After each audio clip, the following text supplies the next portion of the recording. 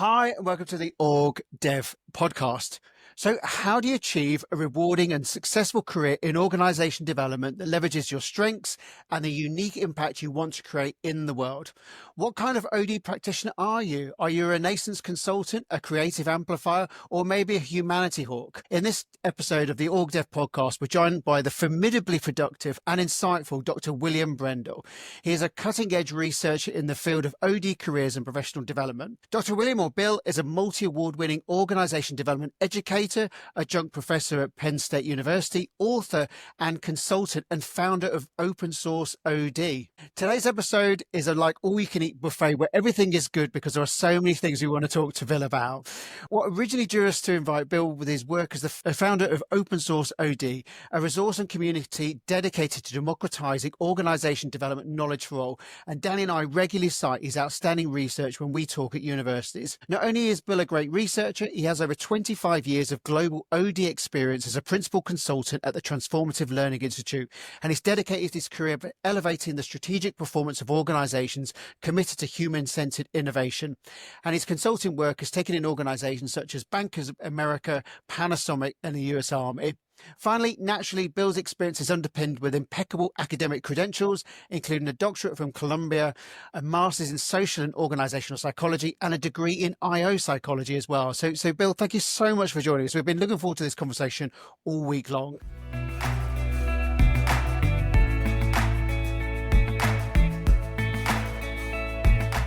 We're going to kick off. So I was going to say easy question, but you do so much. Tell us a bit about the work that you do. What does that involve? Well, I think that it's not uncommon that folks who are, scholar practitioners, which is probably the category where I put myself, do a lot of research, but they always have their toe in consulting, keep things nice and fresh. But what's really consumed my time recently is a question that my students and even some of my clients just continue to ask, which is, what is OD? What is organization development? And if I get a degree or a certificate in this, what can I do? And I was giving them crappy answers.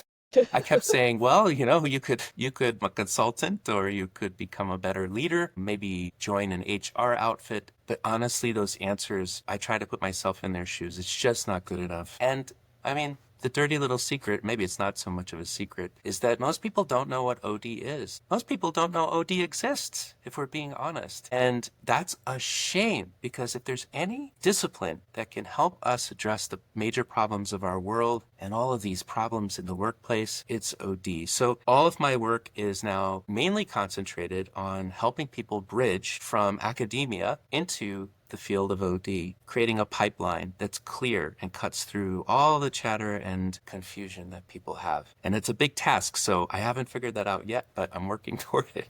It's such important work. We're with you on the value that OD can bring to all of the challenges that we're seeing in society and workplaces. So is that the kind of origin of open source OD then, the work you've talked about there? It is the mission. And for a long time, and I think it's a natural thing when new disciplines are born and they are forming. OD has had its birth around 1969. Okay, so in the grand scheme of things, that's not that long ago. So when groups form, the first thing they do is they get an identity and they're facing inward. They're working to figure out who they are, what they're all about, what their mission is. And so that's an inward focus, and it's really time to shift that outward. And so open source OD is about opening the doors now to OD and creating pockets where you still have the core of OD and you know what it is and you know the theories that have built it up. But now you're beginning to reach out into other disciplines. That's the beauty of OD. It's ubiquitous. You can apply it anywhere there's a person and a system. It's that simple. So now open source OD is dedicated to democratizing and even breaking down the walls of financial barriers to learning about OD, academic barriers, and so on. It's not just for people who can afford a graduate education. So that's where I'm going. What's the focus of open source OD at the moment then? So I know,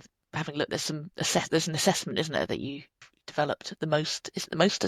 Yeah, MOST stands for Mastering Organizational and Societal Transformation. And that assessment was reverse engineered by looking at thousands of positions, actual job descriptions, and websites of OD consultants, because you have the internal and the external. And I analyzed them for 4 different features. What type of approach did these, different just descriptions take. And that's important. We found out that there's basically two dominant areas. One is an innovative approach and one is a classic approach, more of a step-by-step approach. Another difference is that there's a pure versus hybrid OD type of split. Pure is your purist. This is OD proper. We follow the OD way. And hybrid dips into other professions like strategic HR business partners and that sort of talent development and so on. And there are a couple of other distinguishing features that make OD what it is. I won't get too deep into those, but there are four. And this assessment actually does two things. The first is, and I should mention this, it's the only psychometrically validated instrument of OD competencies. So you'll already get a sense of how strong am I in different areas, in different competencies. But it also, due to this reverse engineering, will tell you and provide you with examples of job descriptions and evidence about what type of career path you're most closely aligned with, not only through your strengths, but your interests. And everything else on open source OD is dedicated to taking you from that knowledge and that understanding and connecting you with the right networks, putting you in places where you can find jobs that match your competencies and interests, educating you about OD, and putting all the tools, 98 tools, at your fingertips. And that's really what it takes to bridge a big gap between graduating or getting a certificate and practicing OD or advancing your OD career. There are other things like there's a little magazine, OD Insights, that's going to be coming out that translates these research findings that typically collect dust on the shelves and how you actually put them into practice. So you see, we're bridging a lot of research to practice, and that's what it's all about. It's such an incredible resource. It's almost like it's the kind of thing that we wished we'd had, because a lot of OD practitioners have to sort of find their way. And you touched on a really important one of your findings is that you don't necessarily type into Monster or Indeed and type in organization development practitioner and the jobs come up. You've sort of found that a lot of them are hybrid roles. What have been some of your findings of the job landscape?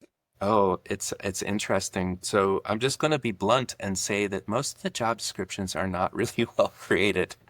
So there's a nice thing here where this study of OD through three lenses, we look at the academic, the traditional OD, we look at what employers are looking at, and we look through the lens of emerging practitioners, right? And then we go back to those descriptions, and we had to throw out hundreds of these job descriptions from our inclusion in the study because they were leaning toward OD, but they really didn't capture all of OD. So I think what's going to happen, hopefully, is that through a better description of OD, better job descriptions will be created instead of taking from a grab bag of other job descriptions and throwing them all together. And I think something else that open source OD can help with is creating job descriptions that align very neatly with the business or organizational objectives or strategic objectives for the next 3 years. And that's where I think this becomes exceptionally powerful. So let's say that an organization is going to be going through a redesign and they want the redesign to be human-centric. And you have your OD employees take this assessment and you find out that some of them have training in human-centered design, maybe the design thinking, but they lack certain competencies in org design, right? And so now we know where to either invest money in upskilling or hire somebody new to complement the team. And that's where those job descriptions come in.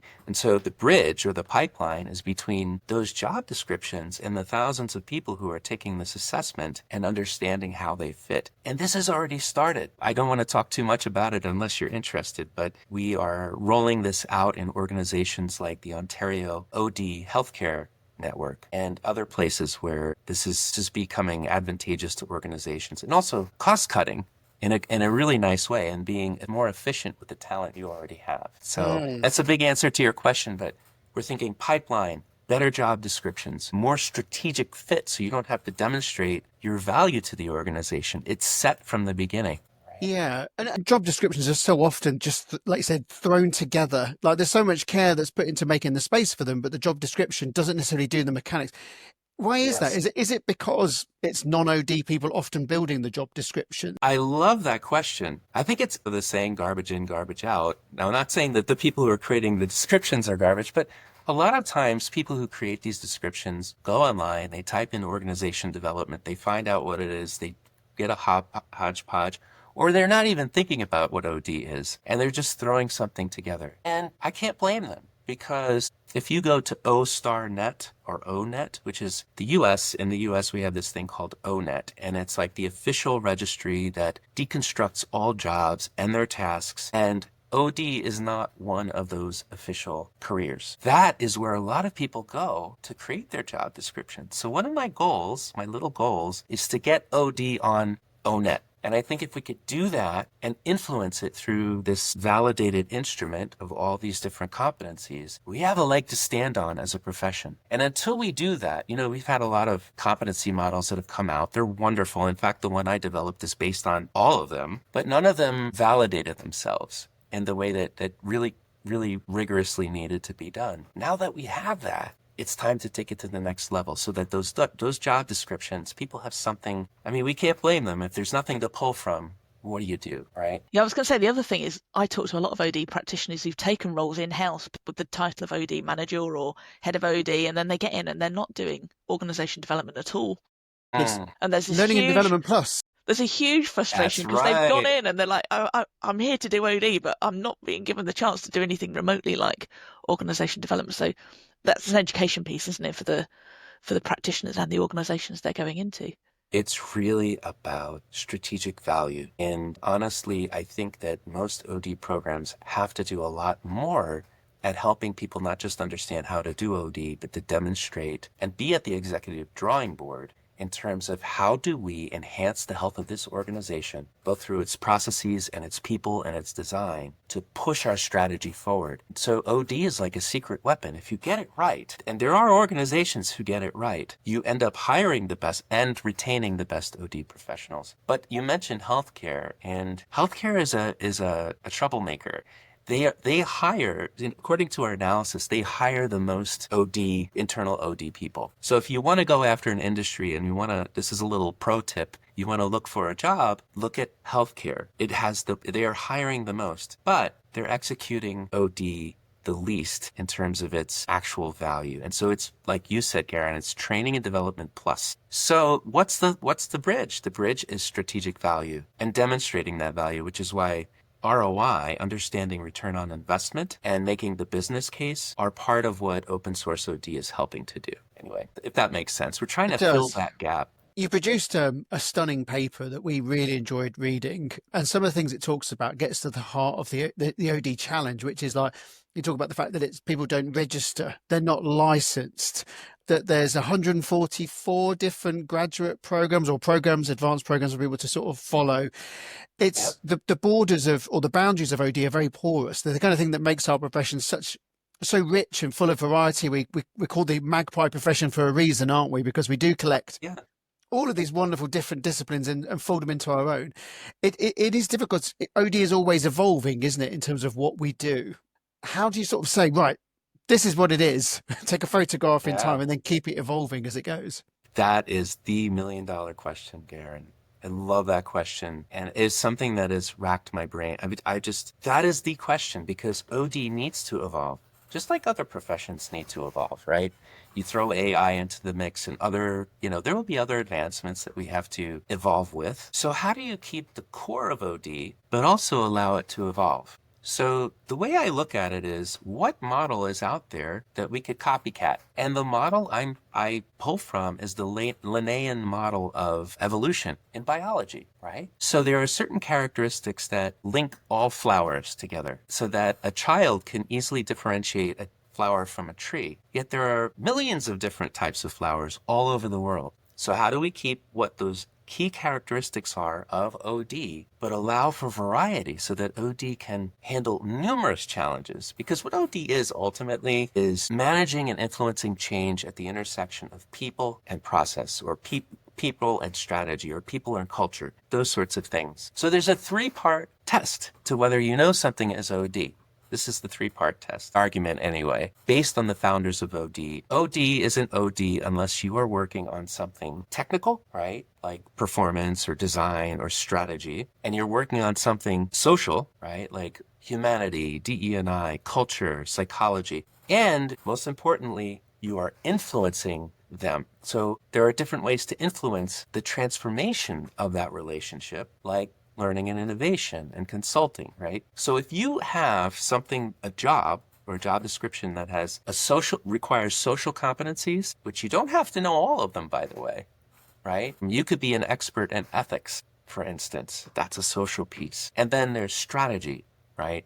That's the technical piece. And then maybe there's the consulting and learning piece. You know what that would be great for? That would be a great OD application in large banks who are trying to hire and develop and create systems and structures for more ethical banking, right? This is a call across banking. So that's how you take the core of OD, that three-part OD thing, and you can actually tie it to a strategic value for an industry, for instance. Yet, the way that you approach these things, right? For instance, design, which is a technical piece. What IDEO did was they introduced this thing called design thinking and made it really popular. When OD was founded, that didn't exist. But now it's part of that evolutionary tree. It has become part of what OD practitioners might do. They might choose to do it. Human-centered design. And so those evolutions is sort of like coming out of this three-part model. You can track how OD evolves in multiple directions. And that's super exciting to me because it also creates a forefront that people can experiment with new OD applications by drawing from what has come before them. It's a very long answer, but No, I can look feel at it. Kurt Lewin in the background is nodding approvingly. Yeah, right. You got Kurt Lewin and Bamford and Trist, the social technical systems theorists, and all the original people, right? Ed Schein. So, yeah. And I guess what you're doing as well is OD people are often addicted to learning and they live in the world of the conditional. Once I learn this, then I can. Done.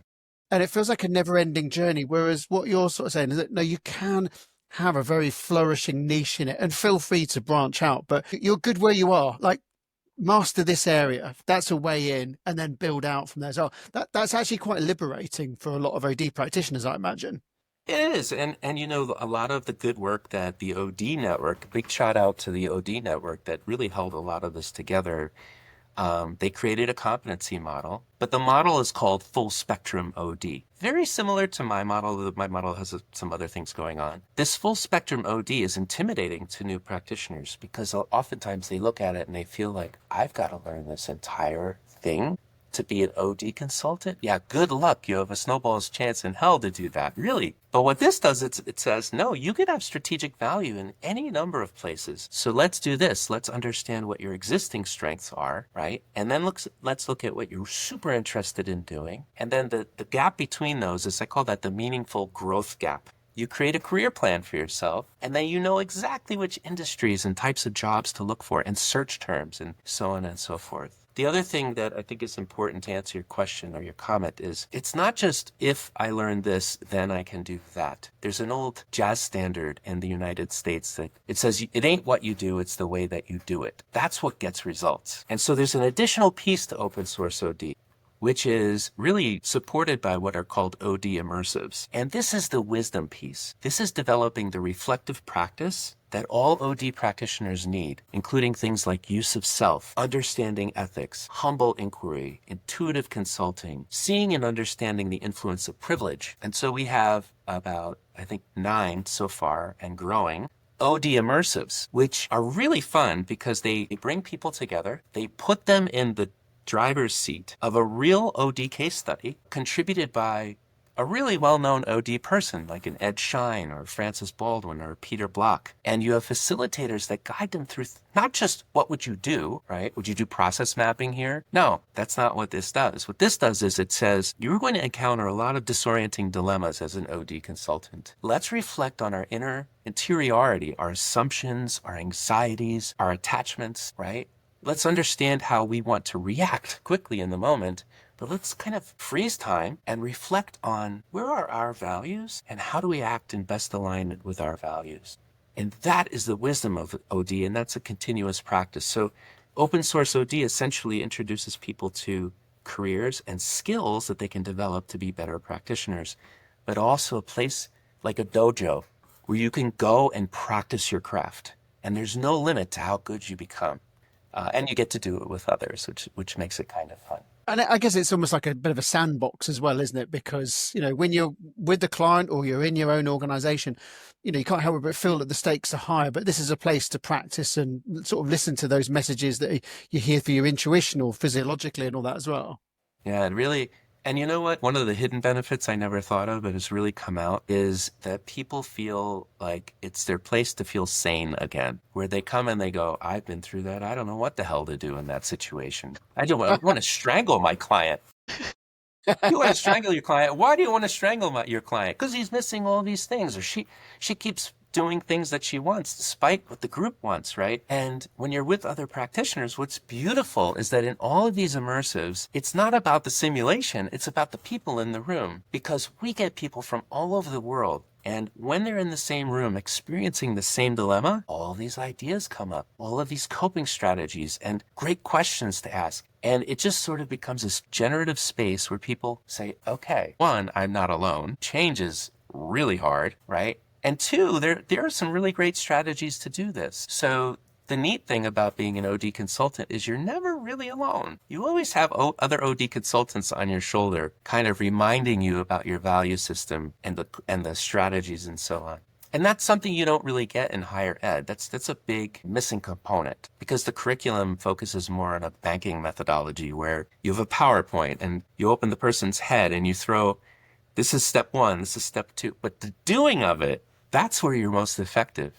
And it's scary because a lot of people get thrown into our field and they get freaked out, either because they're in a career path that is antithetical to what their interests and strengths are, or it's just overwhelming. It can be really overwhelming as a new practitioner. So that's why I like this. And I have a lot of fun. This is sort of my guilty pleasure, is doing these immersives.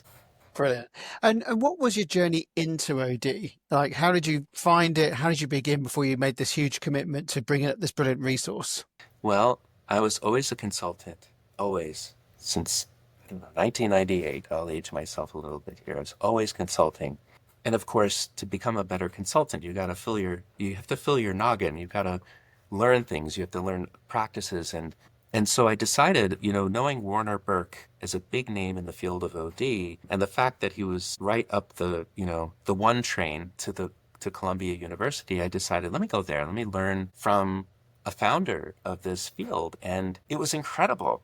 Primary focus was social organizational psychology and change. But what I wasn't getting from the program was a deeper understanding of adult learning and leadership, which really are kind of the same thing, right? If you're helping people learn, which includes motivation and so on. So that's where I got my doctorate at Columbia, which was a degree in adult learning and leadership. So I like to tell people, if you took my doctorate and you took my undergrad and they had a baby, that would be a very powerful form of OD, right? Because you've got the rigor and you've got the ROI and you have the behavioral science background, but you also have what to do with it, how to lead, how to let people learn. I found that in most programs, this is my shout out to all those 144 programs, to think about where your imbalance is, right? You might be more balanced towards the learning piece and you're missing the ROI and strategic piece. Or it might be the opposite. So the question is, how do you balance those out? Same thing in organizations. What is your dominant and recessive sort of approach? And individuals, what's your dominant and recessive? How do you balance those? And one of the things that comes out as well is you talk, ethics seems to be a big part of your work as well. You've talked about the role that ethics plays in decision making. What is it about sort of that stood out for you as a subject that you really wanted to focus on? Last night when I was teaching my appreciative inquiry course online, we were talking about the ethical dimensions of appreciative inquiry and the ethical pitfalls, and there are many. So one area I'm really interested in is this area that was produced by Albert Bandura, and it's on a subject called moral disengagement. And you may have heard about this without knowing what the proper title is. Moral engagement is a psychological mechanism that exists in all of us. And it basically is, what is it that makes us talk ourselves out of doing the right thing, rationalizing out of doing the right thing? And there are 8 different moral disengagement mechanisms, which means we are ripe for doing the wrong thing, right? So with if you think about a piece of paper on the floor and you see it, you could say, do I pick up that piece of paper and throw it out, or do I leave it there? And you can imagine there's all kinds of reasons to just leave it there, right? Somebody else will do it. That's called diffusion of responsibility, right? It's dirty, right? And that's another moral disengagement mechanism. So with well-intentioned approaches like appreciative inquiry or theory U or any of these really well-intentioned, highly practiced, highly researched ways of doing things, they can actually have unintentional negative ethical consequences. Here's an example. In appreciative inquiry, if you are focusing on growth areas, and you're using the term growth areas, but the systemic problem is bullying in the workplace, growth areas becomes a euphemistic label, which actually disregards the significance, the severity of bullying. Even if appreciative inquiry is not meant intentionally to address bullying, it's not addressing the underlying thing that's a toxic piece in the culture, right? And the opposite is true. If you're coming in not with an appreciative lens, but a deficit lens, you're missing something else that is also part of the equation, part of the human experience. So there are a lot of pitfalls, ethical pitfalls. You know what they say about the road to hell, right? Paved with good intentions. So I think it's really important to practice two things to remedy this. One is mindfulness practice, which is a really big interest of mine. And the other, which is related, is reflective practice, which I talked about a little earlier. And the field of OD has a really great ethical defense mechanism called use of self. And use of self is essentially, how do I choose to be my best, most ethical self in every moment? It's a practice of checking your espoused values versus your values in use, as Chris Argyros would call it, constantly. And learning from experience and baking that into your next time out. So a really nice remedy to the ethical dilemmas that are scattered all throughout OD is use of self. So that's become another interest of mine. It's really interesting though, isn't it? Because when you do get engaged by an organization, people will try to recruit you to their cause. And so you might well be an agent. They want to use you as an agent to achieve their particular agenda. But their agenda doesn't always, in a Venn diagram way, overlap with the interests of the organization or the employees, isn't it? So those are the kind of ethical dilemmas we find ourselves in constantly, don't we? Absolutely. And here's a nice way a little trick. If you're in an OD consultation, ask yourself, who has the greatest interest expressed in the change process? Who has the greatest access to information? Who has the greatest control and authority, right? Making the final decision. And all of these questions come from, critical ideology. They come from the Frankfurt School, looking at what are the systemic barriers to change. And those barriers, right, they cause all kinds of problems. So, for instance, if you're an OD consultant and you're doing strategic planning times cultural change, that's a popular one, to do both of those at the same time. And you come up with a strategic plan and a culture development plan, and you've vetted it, and the employees have helped to develop it, and your external stakeholders feel good about it, and then you put it down in front of the decision makers who have been involved the whole time, checks and balances, and they don't quite feel comfortable with the way it looks. They want to change some things, right? And so the question as an AI practitioner is there anything they're changing that is fundamental, right? That will undo fundamentally what we've created? Because they do have control. They do have authority, right? Does it fundamentally stray from what our organization has created? And that's where you get into a lot of problems. And OD practitioners rationalize because they know who pays their salary, right? That's where the rubber meets the road. And also why OD is not a straightforward practice. It takes a brave soul. A lot of times we firefight. We're brought in like firefighters, right? Yes. We're much better in the prevention space, but generally people hire us for firefighting. Yes. I love that. I love it. It's perfectly said. Do you think it's possible to do OD in any conditions, or are there certain things that need to be in place to do impactful OD in an organization? I'm going to give you such a cheap answer. It depends. It depends, right? You're allowed. It's such a cheap answer. But this is also why I really am a very big fan of dialogic OD. Very big fan. So if you're using dialogic OD, you see the organization as a sense-making system, right? You're not trying to change the way people act, but you're trying to help them change the way they make sense of things and understand their attitudes from a different perspective. I think Ed Schein at one point said that all organizations, by function of being an organization, are dysfunctional. So you're never really walking into a place that's perfectly conditioned not that's what you were saying, you weren't saying that, but that has all the pieces in place, there's always something that you need to round out. And I think that is best addressed through dialogue. So check out the work. I'm going to name a name that maybe some of your listeners don't know about. The work of Jervis Bush and Bob Marshak. Tremendous work on, so big shout out to them for codifying that for our field. They've got some great little kind of books that give that a kind of really good introduction to that field if people are interested.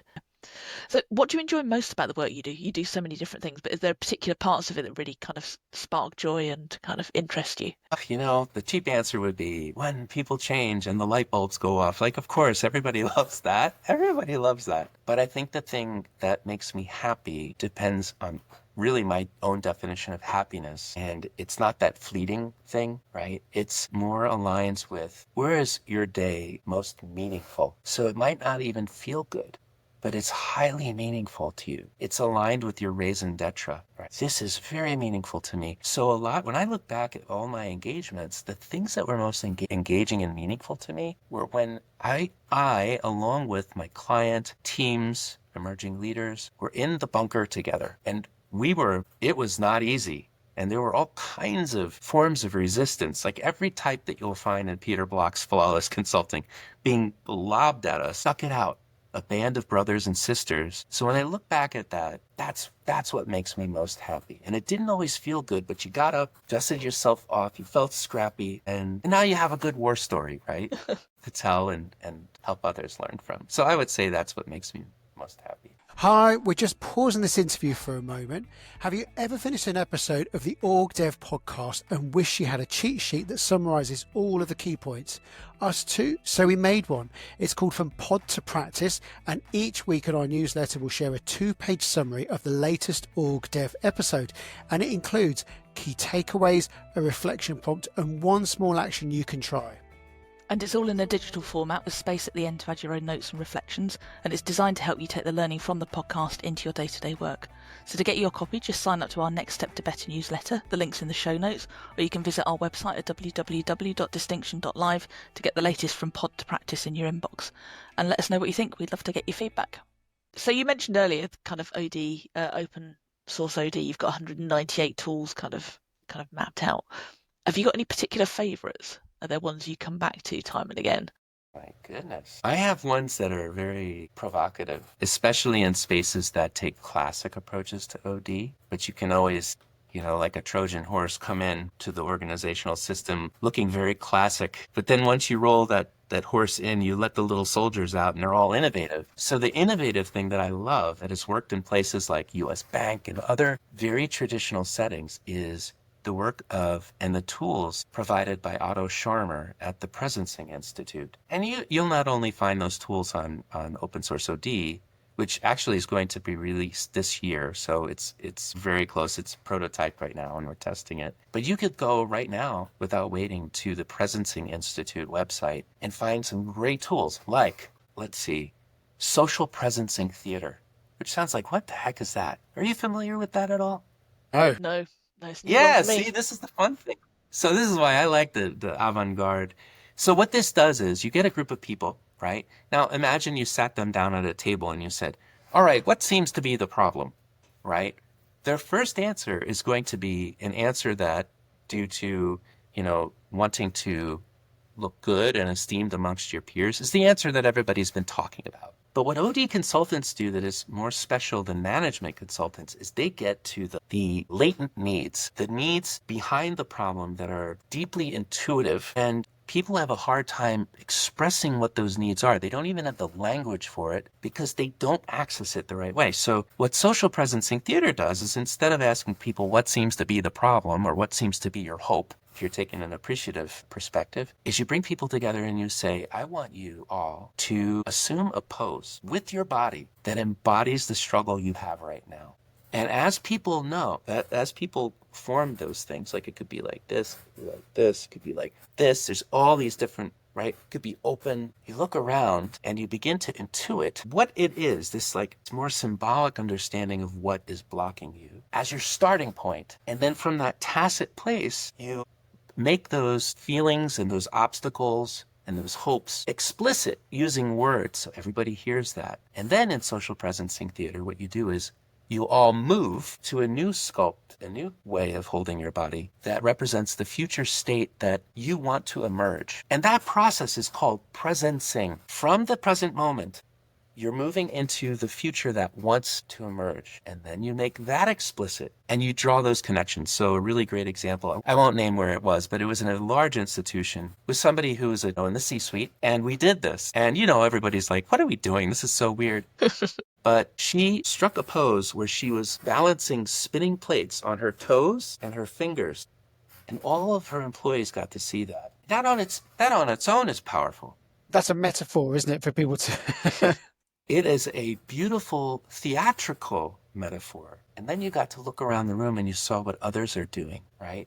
Another pose she made was kind of like pushing. And she explained this as, I know what we have to do, but I feel like I'm constantly fighting upward and I'm pushing, right? So that's a big answer to your question, but I am really a big fan of the more progressive forms of OD that tap into intuition and this knowledge that sits in sort of qualia, like our ability to know what it's like to be. Something AI can't do, which is also why I love it. Take that, AI.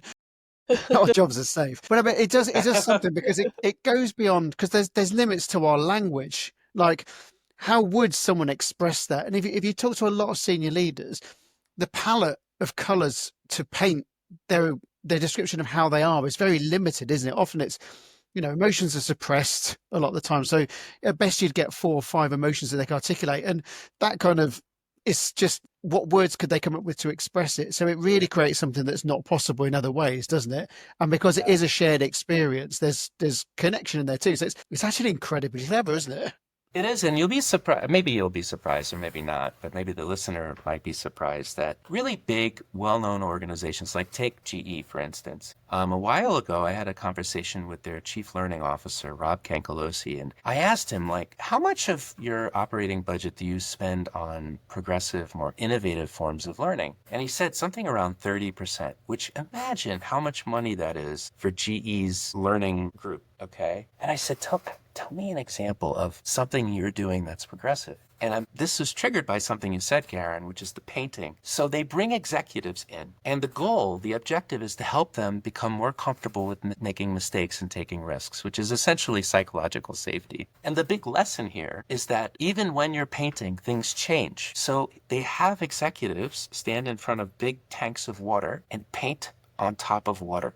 And through that experience, unpack and use that as a metaphor for what's going on. And they can develop skills and more of a tolerance for ambiguity and polarity management and these more advanced skills through that experience. And it's fun. It's kind of a fun thing. But there's a lot of new-aged, and you cannot do that with AI. You can't get to that level that OD professionals are really tasked with getting at. And just to shift gears a bit, what do you find most challenging about them? That's a good question. I think it's my own assumptions, anxieties, and attachments. I'm not Yoda or Buddha. I'm not walking on water. So I think what's frustrating is the little inner perfectionist in me, that inner voice, and the inner cynic, the voice of the cynic in me, the voice of the pessimist. They all rise in my mind. And so what's frustrating is knowing that they'll always be there and that it's more of a practice of recognizing that they're there.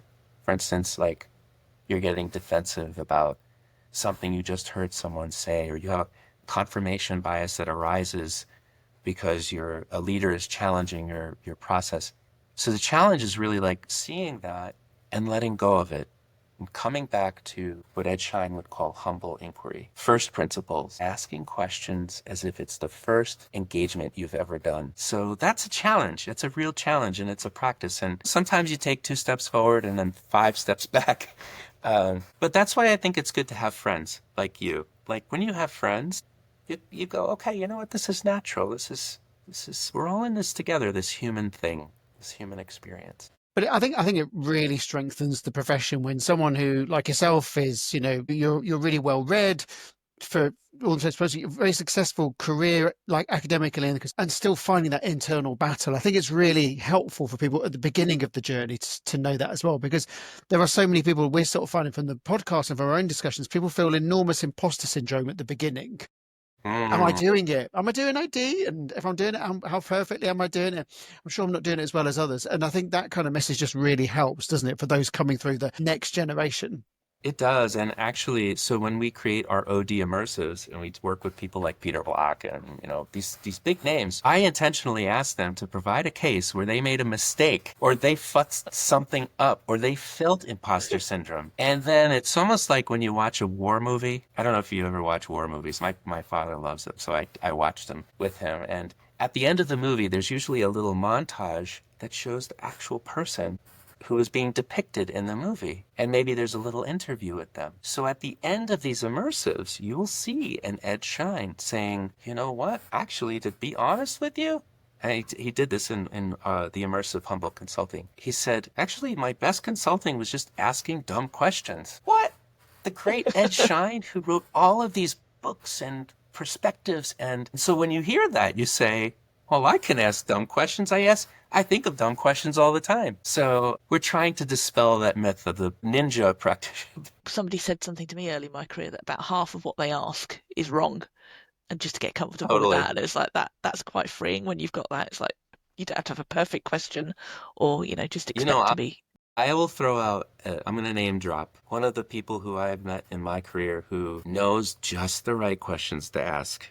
The ones that blow your mind, and as he would say, make you realize that you're praying to too small a God, is Peter Block, who, started out with flawless consulting, but now is really engaged in the common good. And the questions he asks are at such a deep level of humanity and humility that any chance you have, if you're listening to this, to engage with Designed Learning, which is Peter Block's organization, which does a lot of events online, you just need to connect on LinkedIn, I would go to.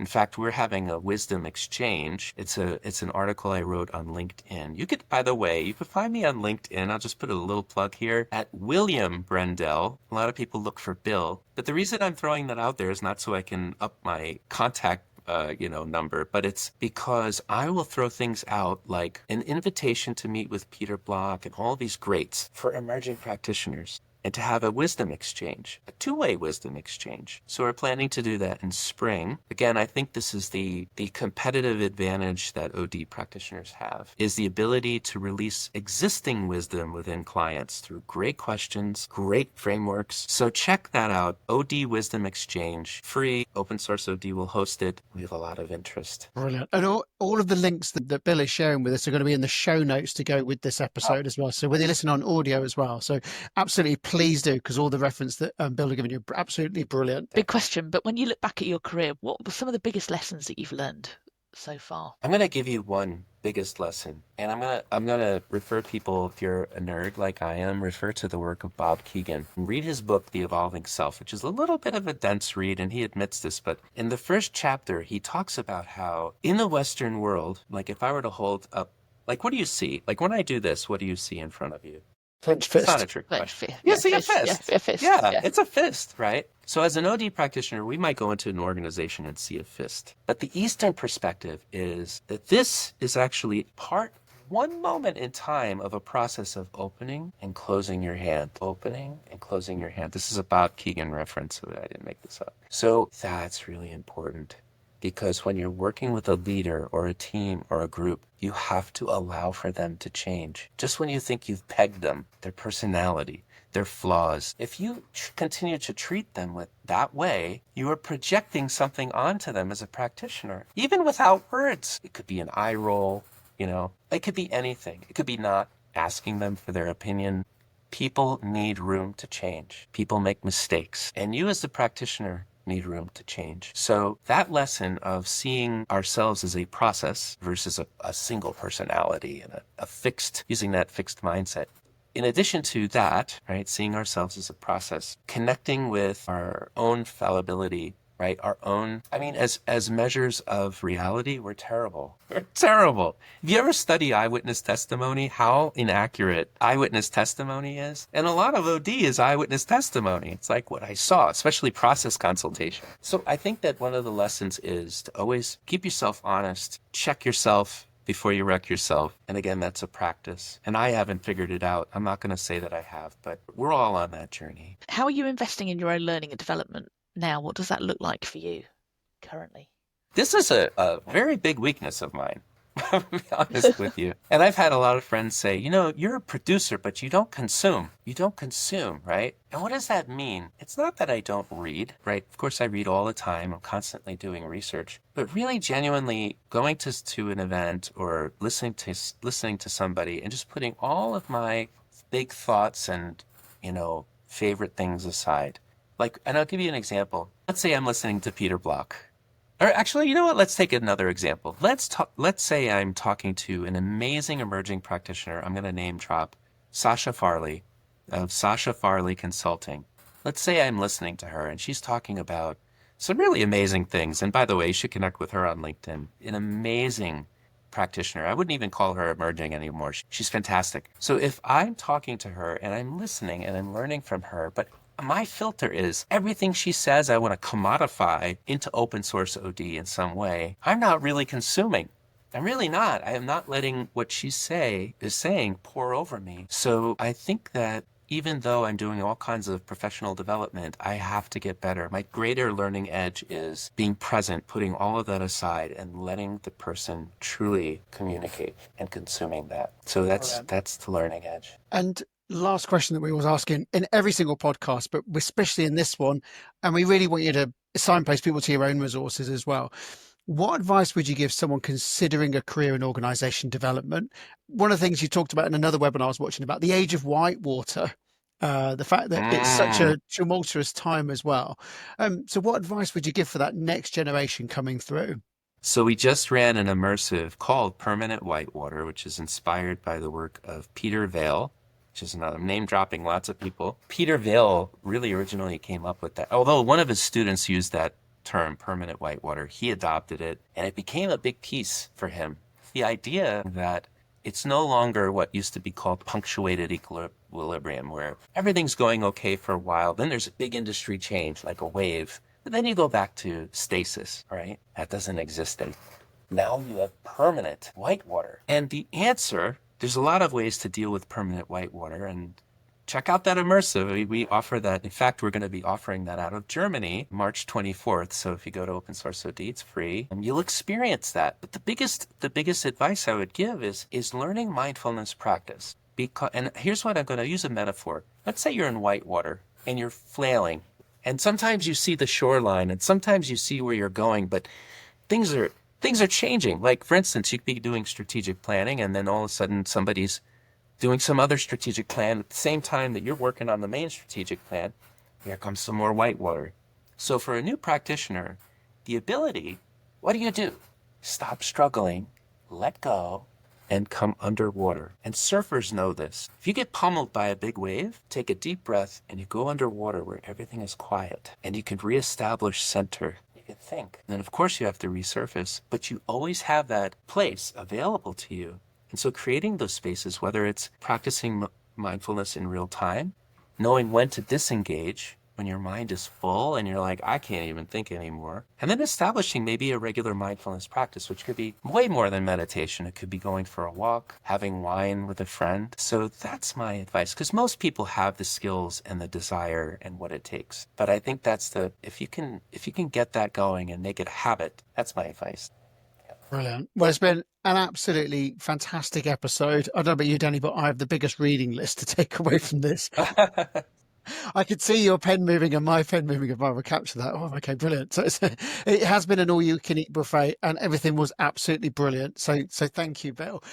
Danny, what are you taking away from today's conversation? So many things. I think this is going to be one of those episodes that people listen back to, multipleness and goodness. So I really enjoyed learning about the work of Open Source OD and kind of hearing more about the immersives. I think it's such a brilliant concept and so much needed. The social presencing theatre, I'm going to go away and read into that and look up more.